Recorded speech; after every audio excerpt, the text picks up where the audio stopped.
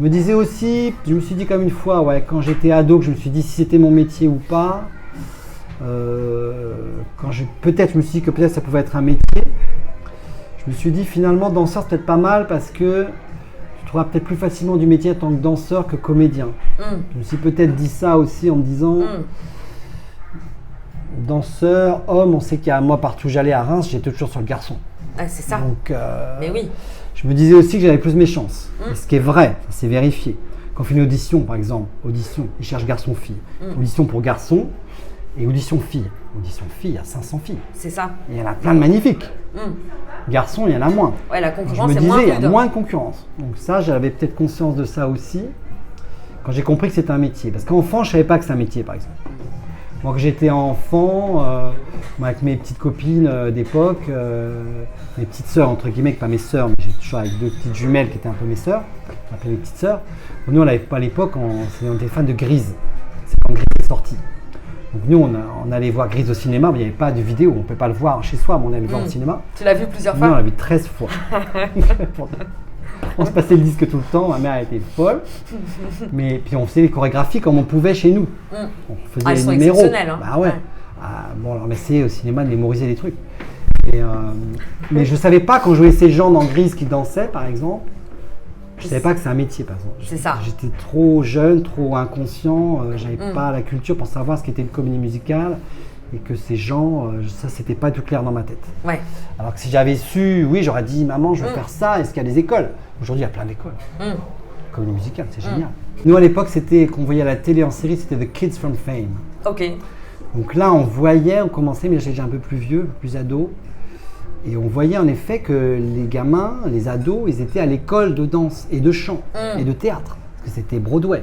Donc, on commençait à se dire, ah oui, d'accord. Mais là, c'est que déjà quand j'ai commencé à danser, là. D'accord. Donc, voilà. Et donc, tu me dis, donc de 25 à 30 ans, tu vis ici, même encore 30, j'ai dansé jusqu'à 40 ans. Hein. D'accord. Et est-ce que tu as rajouté des cordes à ton arc pas tout de suite. Non. Au début, c'est danse. Après, j'ai un peu arrêté les compagnies. J'ai bossé pas mal à l'Opéra de Paris, parce qu'ils auditionnaient des gens aussi en intermittent, l'opéra, pour les opéras, pour le lyrique. Parce qu'ils ont séparé le lyrique du ballet. Il y avait la compagnie de l'opéra, le ballet de l'Opéra de Paris, 150 danseurs. Oui. Et puis, il y a les opéras, le lyrique, où il y a des fois des danseurs dedans. Et comme ils ne veulent pas prendre les danseurs du ballet pour les mettre sur l'opéra, parce que ça détruit trop la compagnie, après les gens ils sont trop dans tous les sens. Donc ils gardent le ballet pour les ballets, et pour l'opéra, les opéras, ils prennent des danseurs intermittents. D'accord. Donc j'ai commencé à faire des auditions là, et j'ai commencé à être pris pour des opéras.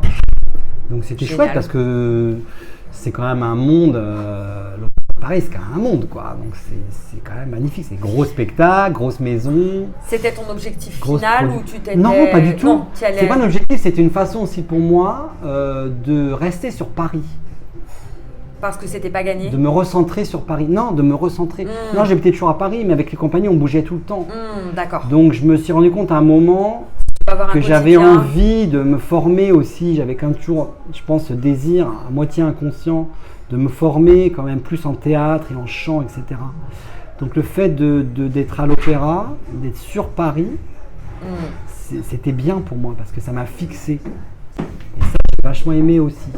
Parce que ça m'a recentré et petit à petit, j'ai pu du coup faire mes formations de comédie musicale, de cours particuliers de chant, de théâtre aussi. J'ai fait plusieurs années de cours de théâtre aussi. Et voilà. Donc tu gagnais de l'argent. Je fais solfège aussi pendant 3 ans. Je fais le cours de solfège tous les mardis soirs, admettons.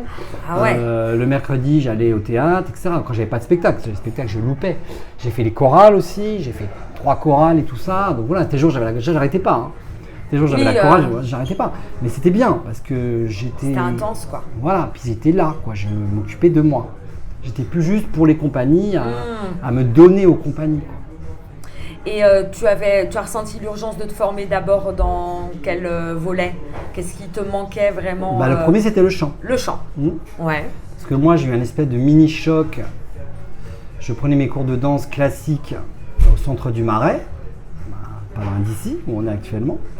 Qui est un peu au-dessus et tout autour du Café de la Gare.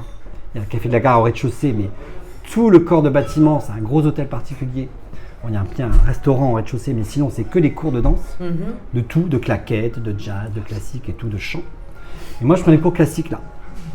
Le matin, comme ça, après, j'étais libre. J'allais à 8h30, j'avais le premier cours du matin. Et tu étais discipliné, hein? Voilà, c'était le cours commençait à 9h30, mais moi j'allais de 9h30 à 11h, le premier cours de classique. Moi j'allais à 8h30, moi j'étais hyper discipliné. À 8h30, je me préparais bien, je me chauffais bien, je bossais et tout, il n'y avait personne dans le studio, c'était génial. Et après je fais le cours. Et un jour, au bout de plusieurs années quand même, je sors de mon cours à 11h là, il y a toujours il y a les gens qui sortent du cours, d'autres rentrent dans l'autre cours, et on se retrouve dans les couloirs, etc. Et le studio d'à côté, j'entends des gens en groupe qui chantent Grise. Tu l'avais pas réentendu depuis un moment? Ben non, déjà une, exactement. Ça m'a fait un choc parce que j'écoutais plus forcément Grise. Mais... Et j'entends cette chanson que je chantais avec mes petites sœurs, là, We Go Together, là, qui est un peu le final du spectacle. Où il y a tout le monde, des énergies de fou qu'on adorait. On était toujours avec mes petites sœurs et tout, qu'on faisait en Corée et tout. On adorait chanter ça. C'est une chanson fétiche. Et j'entends ça. Là, ça me fait un truc. Ouais.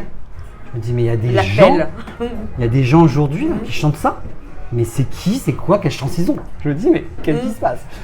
Et là, je me renseigne, je m'aperçois qu'il y a des cours de comédie musicale au Centre Danse du Marais, tout simplement. Et qui font des stages à chaque vacances scolaires, donc, en plus de l'école. Donc là, j'ai dit, c'est quand le prochain stage? Et là, je commençais à faire un stage, 2 stages, 3 stages. Et j'ai fait tous les stages pendant 2 ans. Ok. Ok. Tous les stages de comédie musicale. Alors j'ai fait tout le répertoire Broadway en 2 ans. Ouais, j'allais dire des exemples. T'as chanté quoi? Là, tous les trucs de Broadway, tu vois, Gris, Chicago, Cabaret, tous les classiques. L'adaptation en film de Chicago m'a vachement déçu. Ah, c'est différent. J'aime bien les deux. Ah ouais, j'ai vu la version à Broadway justement, la version stage, qui est assez minimaliste en fait. Parce que le décor ne change pas, et tous les musiciens sur scène, les costumes, c'est minimaliste, noir, voilà. Mais c'est très dense, et Bob Fosse, donc c'est formidable. J'ai retrouvé le jazz aussi, que j'avais fait quand j'étais ado. C'est ça qui m'a ému aussi. Moi, j'étais vraiment barré dans le contemporain et tout, dans ce théâtre contemporain. Et là, j'ai retrouvé ce feeling aussi que quand j'étais ado, que j'ai commencé à danser. Donc j'ai adoré ça aussi, je me reconnectais aussi à quelque chose en moi que j'avais complètement mis de côté. Tu as fait Cats? Oui, on a fait Cats aussi, oui, bien sûr. Ouais, ben oui, forcément. Ouais. Les chansons de Cats, elles sont belles. Elles sont incroyables. J'adore pas le spectacle, mais les chansons sont géniales, c'est des poèmes. Mais je me suis renseignée assez récemment sur la narration de la comédie musicale. En fait, c'est complètement barjo, hein. Ah oui. Cats, c'est perché en réalité, hein. C'est les poèmes de T.S. Eliot. Donc c'est très surréaliste. On a fait Starmania une fois, qui est formidable. Parce que Starmania, c'était mon époque aussi, donc c'était chouette. Mais il n'y a pas beaucoup de choses en français, vraiment. On a fait un petit moment, c'était quoi? Mais j'ai moins aimé le 10 commandements, tout ça, j'ai moins genre de style. Comédie française musicale, plus actuelle, c'est pas trop ma came. Mais voilà, donc puis après je pris des cours particuliers, puis là j'ai fait les cours de théâtre. Et pour prendre tous ces cours particuliers, t'étais bien payé en tant que danseur? En fait, je me débrouillais pas trop mal parce que je restais intermittent, j'ai pas mal d'argent là-dedans. Et puis nous, on a droit aussi, quand on a suffisamment de cachets, on peut renouveler des droits à formation aussi, comme tout salarié d'ailleurs. Ouais. Donc moi, je cumule les droits à formation que j'ai injectés un peu dans mes trucs. Alors je mettais une part, il faut mettre une part aussi, mais globalement, je m'en tirais pas trop mal pour arriver à peu près à financer. D'accord. Et tu gardais la motivation? Ah ouais, parce que ça me plaisait. Ça me développait, quoi. Ça m'ouvrait sur autre chose, quoi. Puis quelque chose qui était vraiment en moi, en fait. Voilà. Et alors, au niveau du chant, tu as fait donc des stages, tu as pris des cours particuliers? Voilà, j'ai pris plein de cours particuliers aussi. Parce que la fois dans les formations, dans le stage, il y en avait. Mais parfois, moi, j'en ai pris aussi en individuel hors stage. Parce que bon, c'est un peu obligé, quoi. J'ai fait un endroit génial aussi qui s'appelait Harmonique, qui est un endroit à Paris et qui est un endroit de coaching d'artistes, qui n'est pas dans la comédie musicale du tout, mais qui est dans l'artiste au sens très large. Il peut y avoir de tout comme type d'artiste. Des artistes souvent déjà en activité, quoi. C'est pas forcément des jeunes, forcément. C'est des gens qui viennent chercher un recentrage, viennent chercher à faire un point sur leur motivation, sur leur... Je fais un bilan de compétences aussi avec eux. Ah ouais. C'est vachement bien à faire. Ouais. Ouais, c'est super à faire un bilan de compétences. On fait un point. Un point sur ce qu'on est, où on veut aller. On ne sait pas tout de suite. Moi, je ne savais pas où je voulais aller. Sylvano, c'est venu encore à l'aboutissement de tout ça. Donc là, c'était toujours Sylvain à ce ouais, stade. C'est Sylvain, voilà. Après, j'ai fait pas mal, j'allais chanter dans les piano bars, des trucs comme ça, dans tous les open micro. J'ai découvert le monde des open micro. Vous ne connaissez pas. À Paris, il y en a plein. De quoi il s'agit? Et ben, vous allez tous les soirs, vous faites bon, maintenant, il y a Internet, il n'y a pas trop Internet à l'époque, mais après, ça se fait comme ça. Il y a des open micro, il y a des bars où il y a un pianiste qui est là. Ouais. Et qui en général est assez doué, on va dire, qui connaît beaucoup de répertoire ou capable de déchiffrer à vue. Et les gens viennent chanter ce qu'ils veulent. Ça, c'est le principe de l'open micro. Open mic en américain. Donc, sur open micro, les gens viennent. En général, on chante une chanson, 2 chansons, 3 chansons, ça dépend s'il y a beaucoup de monde ou pas. Et puis, comme ça, on se rencontre aussi entre chanteurs. On entend les autres, c'est génial aussi. On découvre des musiciens aussi, des pianistes et tout ça. Donc, j'ai beaucoup été en open micro. Et tu te souviens de la première que tu as chantée dans ce Premier cadre? open micro, je sais plus la première. J'ai dû chanter des chansons que j'ai fait en stage. Parce qu'à force des stages, je me faisais un petit répertoire. Alors, qu'est-ce que tu avais, par exemple, voilà. dans ton répertoire? Bah, j'avais des chansons donc, de Chicago, par exemple. Bah, c'est vraiment tout ce qu'on a fait, en fait. Donc, en anglais? En anglais, beaucoup, exactement. Ouais. Chicago, cabaret, tout ce truc-là, c'était tout le répertoire de Broadway, en fait. Ok. Ouais. Et tu avais de Cats déjà... aussi, de plein de trucs. Après, il y a des VF aussi, hein. De temps en temps, on peut avoir des VF qui étaient pas mal. En cabaret, il y a des très belles VF. Oui. Ouais. Oui. Donc j'aimais bien les VF de cabaret. C'est ça que j'aimais chanter essentiellement. Puis après, j'ai commencé à chercher des chansons que je faisais pas forcément, que j'avais pas forcément fait en stage. Les trucs Chorus Line, les trucs. Il y a plein de super chansons. Puis après, j'ai été dans le répertoire de jazz du coup, qui n'est pas la comédie musicale, mais le répertoire de jazz américain. J'ai vu Liza Minnelli qui avait fait un tribute tout Freddie Mercury qui était exceptionnel. Ouais. C'était un concert hommage et je me suis dit, elle avait encore une patate, mais de ma boule quoi. Ah ouais, mais là, sort un film là sur sa vie. Ah ouais, ok. Ah ben il faudra que je le voie alors. Alors faut le voir. Ouais. Ça va être exceptionnel. Ouais. Et j'avais Liza, pas percuté à quel point elle était, parce que je la connaissais que dans Cabaret. Ce film, ça va être folie. J'ai vu des extraits là sur son Instagram et tout. Ok, il sort quand? Mais il est sorti aux États-Unis. D'accord, ouais, donc c'est imminent. Je sais pas quand est-ce qu'il va sortir ici. Je sais Maintenant, pas il y a un peu de décalage. Mais ok. Faut voir ce truc. Ouais, donc chanter tout ça, c'était génial. Puis après, j'ai élargi au jazz. Comme on a un peu de micro, il y a beaucoup de gens qui viennent faire du jazz. Des gens font de la comédie musicale, mais des gens font du jazz.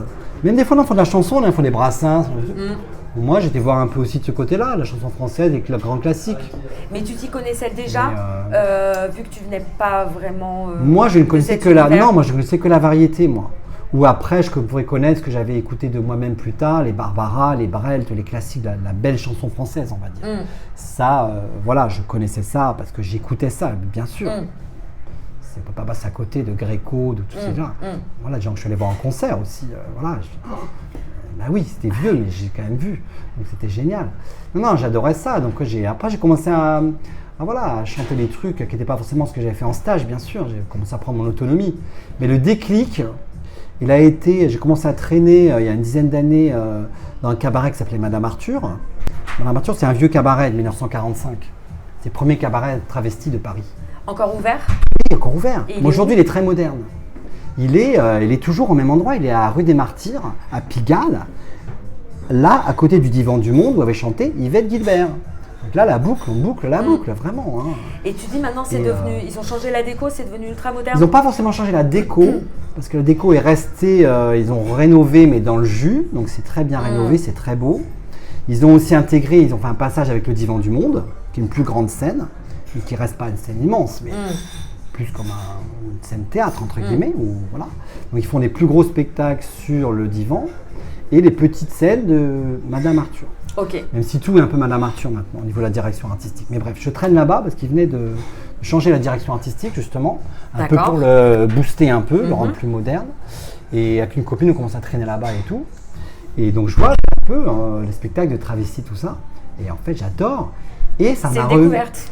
Ben en fait, non, parce qu'en fait, je me suis rappelé que quand j'avais 20 ans, quand j'étais un peu avant que je quitte Reims, pendant 1 an, j'allais tout le temps au spectacle travesti d'une boîte qui s'était montée à Reims.